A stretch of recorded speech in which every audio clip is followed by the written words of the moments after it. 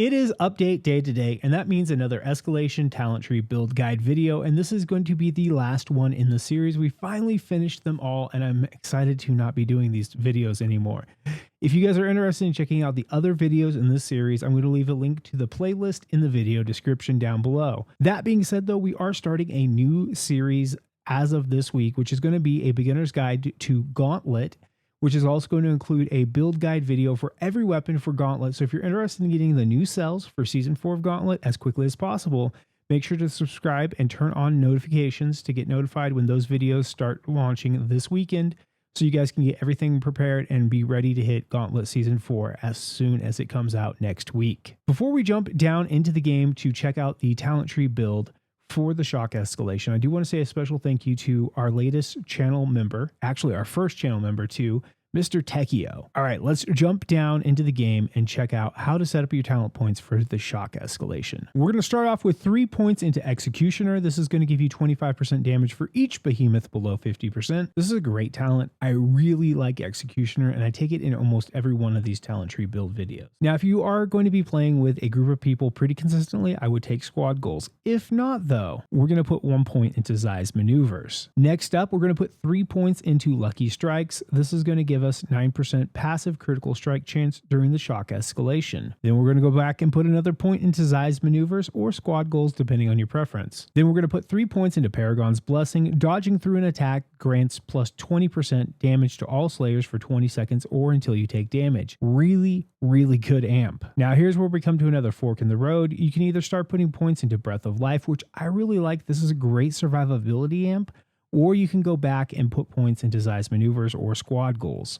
Personally, I'm going to take Breath of Life just for when I'm running something like Discipline instead of Iceborne or Revenant. Then we're going to put 3 points into Morio's Reinforcements. This is going to give us a 15% damage reduction while we're in shock escalation. Great survivability perk here. Then we're going to go back and finish off Breath of Life. Now, one of the main reasons for taking Breath of Life isn't necessarily the 10 to 50 or the 1 to 13. This is for the heroic escalation. This can be a lifesaver in the heroic shock escalation. Then we're going to put 3 points into Cat's Claws. Honing your skills grants 10% passive attack damage during the shock escalation. Then we're going to put 2 points into Duelist Precision. This is going to gain 3% stacking critical strike chance every half second that resets when you finally get a crit.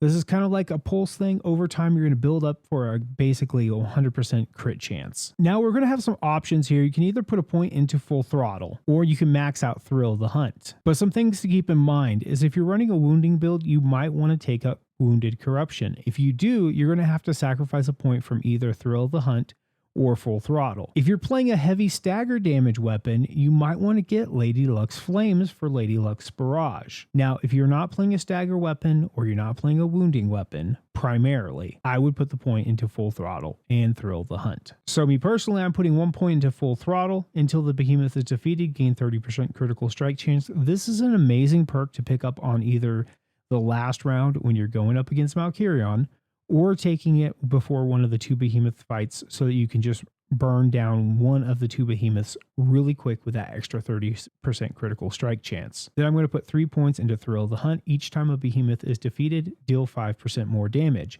This is really good as long as you get it in round 1. If you do not get it in round 1, it's pretty much useless. So if you decide not to put points into Thrill of the Hunt because you don't want to gamble on those 3 points only being viable if you pick them up in round 1, you can go back and put a point into Squad Goals, put another point into Zai's Maneuvers, and then you still have a point left over to get either Lady Luck's Barrage or some of the wounding perks. Since generally speaking, I play such a wide variety of weapons, I don't want to take the perk for Lady Luck's Barrage or the perk for the wounding ones because I don't want to have to reset my talent tree every time I switch weapons. And I play pretty much every weapon, and I play pretty much every weapon every time I play the game. So I'd have to reset this a lot if I was running a lot of shock escalations with the guild or helping people through shock escalations.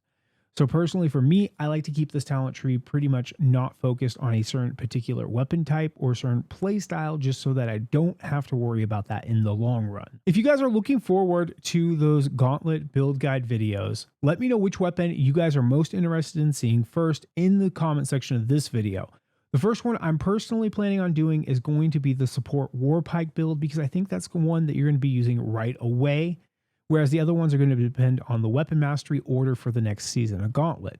but let me know which one you're looking forward to. If you guys found this video useful, don't forget to leave it a like. It really helps push it out to more people in the YouTube algorithm. And if you guys are looking for an active Dauntless community to join, don't forget to check the link in the video description for the socials and Discord server. Join the Discord server. We always have a lot of people active on the Discord, and a lot of people usually in voice chat playing Dauntless. And if you guys are looking for a guild to join to do Gauntlet with in Season 4, you definitely want to get into the Discord and start hanging out with the guild members right away. The way we recruit people for our guild personally is going to be through nominations. So if you get in the Discord and you're actively playing with guild members, that is the best way to get nominated for one of our guild invites. And we currently have about 30 openings in the guild. So we definitely have a space for more people. And we'd definitely like to pick up a couple new members before we head into Season 4 of Gauntlet. If you guys are just getting into escalations and don't have a lot of the legendary gear for the more advanced builds, I'm leaving a video right here for a pre-escalation build guide that will help you dominate those 1 to 13 escalations and 10 to 15 escalations while you farm up the gear for some of the more advanced builds. I'll see you guys in the next video.